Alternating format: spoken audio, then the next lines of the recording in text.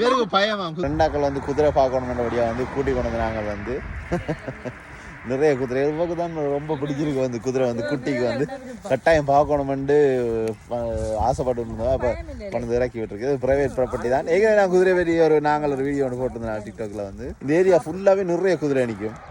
இவ தான் கட்டாயம் குதிரை பார்க்கணுமென்று சொல்லி ஆசையில் ஓடி வந்துவா. சிவா கொஞ்சம் தள்ளாலே வயசாரி ஃப்ரெண்ட் ஆகிடுது வந்து. நீங்கள் அதுக்கு ஒன்று கொடுக்காம வந்து சும்மா பே காட்டினா